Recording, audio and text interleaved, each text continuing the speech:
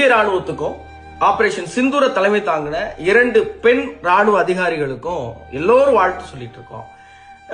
பஹல்காம் தாக்குதலுக்கு எதிராக பாகிஸ்தான்லயும் காஷ்மீர்ல இருக்கிற பாகிஸ்தான் ஆக்கிரமிப்பு பகுதியில் இருக்கிற 9 தீவிரவாத தளவாடங்களை துல்லியமா தாக்கியிருக்கோம் அப்படின்னு இந்திய அரசு ஒரு தரவு கொடுக்குது. அதே நேரத்தில் பாகிஸ்தான் அரசு இதுல பொதுமக்களும் குழந்தைகளும் இறந்திருக்காங்கன்னு சொல்லுது. பிபிசி மாதிரியான பிரபல பத்திரிகை நிறுவனங்கள் எது நடந்திருக்குங்கிற துல்லியத்தன்மை எங்களுக்கே தெரியல அப்படிங்கிறாங்க. இந்த நேரத்தில் பாகிஸ்தான் நாங்கள் திருப்பி தாக்குவோம்னு சொல்றாங்க. ஏற்கனவே பஹல்காம் தாக்குதல் முடிஞ்ச உடனே பாகிஸ்தானுக்கு போகிற நதியை நீர் பாசனத்தெல்லாம் நிறுத்துவோம்னு சொன்னப்போ ஏவுகணைகள் தயாராக இருக்குன்னு பாகிஸ்தான் அரசு பேசுனது நமக்கு தெரியும்.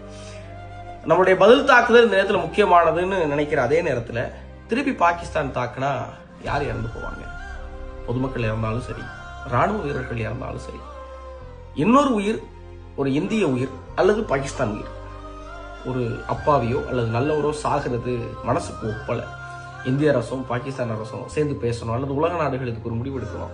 உலகம் முழுவதும் அமைதியை போதிக்கிற இந்தியா ஒரு முறை எங்களை நீங்க தாக்குனீங்கன்னா நான் திருப்பி தாக்குவோம் அப்படின்னு தங்களுடைய எதிர்ப்பை வெளிப்படுத்திடுச்சு. இதன் பிறகு ஒரு அமைதிய, ஒரு சமரசத்தை, ஒரு தீவிரவாதத்தை ஒடுக்கிற முடிவை தொடர்ந்து பேசினா சரியா இருக்கும். இதுக்கு தயவு செஞ்சு பாகிஸ்தான் ஒத்துழைப்பு நல்குனா இன்னும் ரொம்ப ரொம்ப நல்லா இருக்கும் அப்படிங்கறத மனசுல ஓடிட்டே இருக்கு. நீங்க ஆபரேஷன் சிந்தூர் பத்தி என்ன நினைக்கிறீங்க? இதன் பிறகு என்னெல்லாம் செய்யணும் அப்படிங்கறதுல உங்களுடைய மனோநிலை என்னவா இருக்குங்கிறத மறக்காம கமெண்ட்ல சொல்லுங்க.